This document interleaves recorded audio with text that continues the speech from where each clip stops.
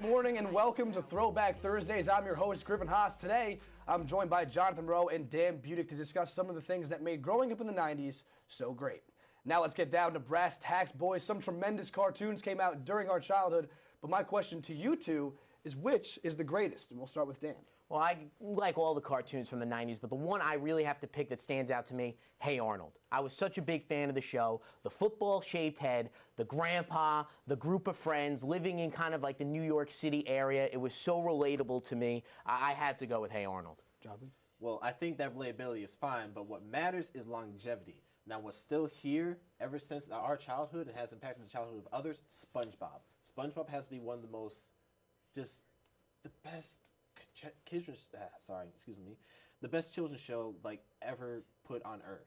And no, and I don't disagree with you about how great SpongeBob was, but for me personally, watching the shows, I like to relate to the characters a little bit. And SpongeBob, again, living in a pineapple under the sea. I don't know anyone who grew up in a pineapple under the sea, so I wasn't able to relate to it as much. I did enjoy the show, well, Jonathan, but for me, Hey Arnold topped it. While you couldn't necessarily relate to it, was it nice as a kid to be able to escape into a world that wasn't a kid like Hey Arnold, but you could escape into that world under the sea with SpongeBob and his gang? Well, sure, you can escape into it, but it also has the same sort of things that Hey Arnold has, because, I mean, you can't ever say you didn't have a job where you knew one Squidward or one Mr. Krabs.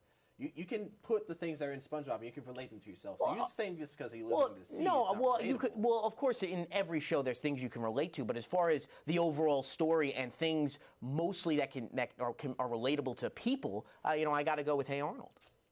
Both fantastic shows, guys. Both Nickelodeon. We got Nickelodeon guys here today. All right, now to a debate that has raged on until this day. Which is the better system, guys? The PS2 or the Xbox? Jonathan? I have to say PS2 hands down. It's one of the greatest ones. Like, I still have mine today. I can still play NBA Street 2. I can still play in the Madden games. I can still play Sly Cooper when I want to do something else. It's just a great system. Yeah. Well, I agree with you. The PS2 is a great system, but I'm going to say the Xbox just for one title that really put it over the top, a revolutionary title, Halo. I thought, what a great game. They made like 7 of them. They crossed the Xbox 360, and the Xbox One. They're making movies. They have short cartoons. I mean, that has become, that took video games to really the next level of becoming a brand. So I think it's the Xbox. The repetition of just one game is what defines it. Because, I mean, you can say the same thing for Call of Duty. As somebody who played the PS2, did you feel like you were missing out on Halo? Did you feel like your friends were playing Halo and you're like, I'm sitting here, I can't play Halo, I got the PS2? I don't really care about Halo at all. All your friends weren't playing. All my friends were playing Halo growing up.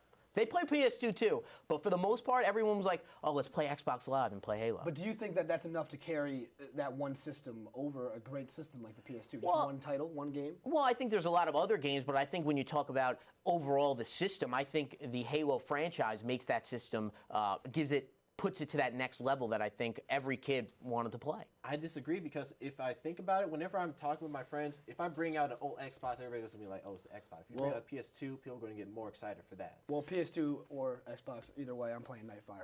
If there was one part of the 90s that we would like to erase from our brains, it is probably the infiltration of boy bands that took place across America.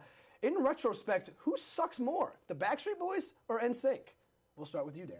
I got to go NSYNC. I was a big Backstreet Boys guy growing up. Saw them live when I was 7 years old at the Garden. Big fan. So I got to go Backstreet Boys. NSYNC was good. They were a good band, but I think they sucked a little more than Backstreet Boys. How are you going to act like the greatness of Justin Timberlake doesn't exist? Well, Justin Timberlake at the time wasn't as great as he is now. I mean, I love Justin Timberlake. He wasn't the front man of that band, to be fair. Yeah, I love Justin Timberlake. I mean, he's a great actor, singer. The guy could do everything. But as far as the bands are concerned, I'm going Backstreet Boys. But what has come from Backstreet? It doesn't. I don't think it matters what's come from Backstreet Boys. I think it doesn't matter, because like what they did in their time is important. They were doing their thing in their time. They defined pop. They had a song called "This Must Be Pop." They defined. Did they really define it?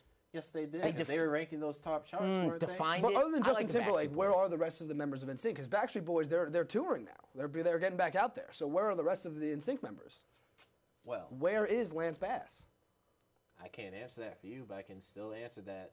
They do have at least one person that's making much more money than the rest of the Backstreet Boys right now. Dan, do you think that At least it's one. The Justin Timberlake becoming biggest star, does that change anything in your opinion? Well, I don't think it changed anything because I think you said who sucked more in the 90s. Exactly. And, back in the 90s, early 2000s, I would have to say NSYNC did. No. Well, either way, neither of them are going to be on my iPod anytime soon. Thank you, gentlemen, for joining me today. Coming up, we'll be talking to the cast of the Rugrats All Grown Up. Which one does crystal meth, and who ended up briefly dating Donald Trump? Stay with us to find out.